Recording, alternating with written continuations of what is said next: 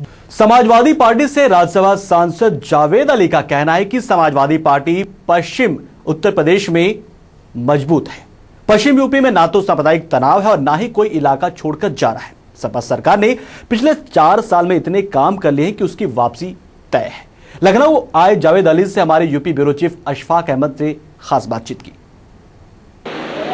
हमारे साथ जावेद अली खान साहब हैं, जो राज्यसभा में समाजवादी पार्टी के सांसद हैं, जो विभिन्न मुद्दों को बड़े जोर शोर से उठाते हैं। खासतौर पर जब सेकुलरिज्म की बात आती है तो राज्यसभा में इनकी स्पीच सुनते हैं लोग और बात करते हैं उस पर। इस वक्त हमारे साथ हैं जावेद साहब। पहला सवाल ये है कि पश्चिम उत्तर प्रदेश के जो वर्तमान हालात हैं, कहा यह जा रहा है कि एक फ्रकेशन बन रहा है, एक दूरी बनाई जा रही है कुछ लोगों के द्वारा।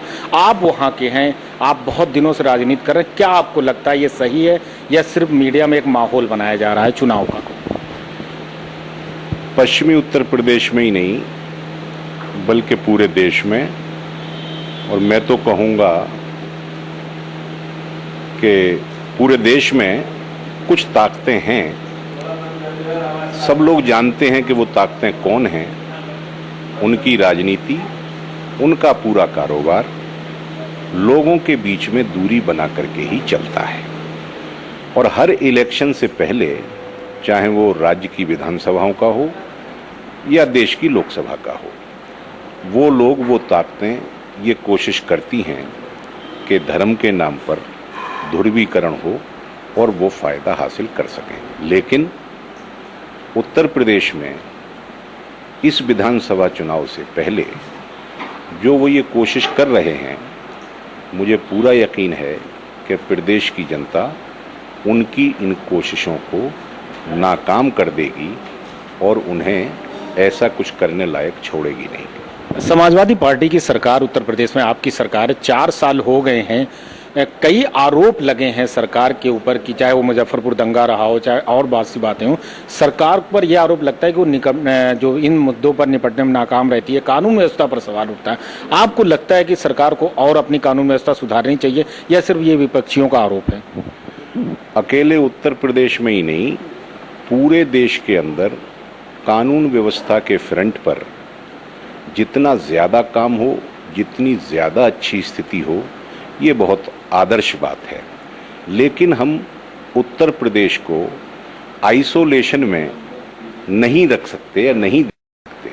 अगर कानून व्यवस्था का मामला हमें परखना है यूपी का, तो फिर दूसरे प्रदेशों से तुलना करनी पड़ेगी। उनके मुकाबले हमारी कानून व्यवस्था खराब है या उनके मुकाबले हमारी कानून व्यवस्था सही है। दिल्ली देश की राजधानी है, उसमें कानून व्यवस्था का जिम्मा केंद्र सरकार के पास है, केंद्रीय गृह मंत्रालय के पास है।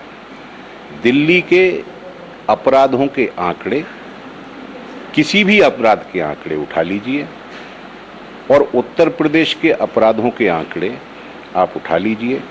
NCRB, national crime record bureau, Bharat सरकार की संस्था है, यहाँ समय नहीं है विस्तार से बताने का। उसके आंकड़ों को आप तुलना कर लीजिए और उसके बाद इस सवाल को उठाइए, तो मैं समझता हूं कि आप पाएंगे कि उत्तर प्रदेश 1000 गुना बेहतर स्थिति में अन्य राज्यों से कानून व्यवस्था के मुद्दे पर आज है। उन्हीं मुद्दों को उठाते हैं जो हमारे सामने आते हैं, चाहे वो अभी अंबेडकर नगर का मसला एक मंत्री ने दरोगा को गाली दी, या पंडित सिंह का मसला है। इस तरह के मुद्दे आते रहते हैं। इस पर क्या सरकार गंभीर हो या पार्टी को गंभीर होना चाहिए? किसी भी संवैधानिक पद पर रहने वाले व्यक्ति को गाली नहीं देनी चाहिए। किसी भी सभ्य समाज में रहने वाले सभ्य इंसान को गाली का प्रयोग नहीं करना चाहिए। इसमें कोई दो राय नहीं है। पुलिस भी सभ्य समाज में रहती है, उसे भी अपनी जुबान और अपनी वाणी को संयमित रखना चाहिए।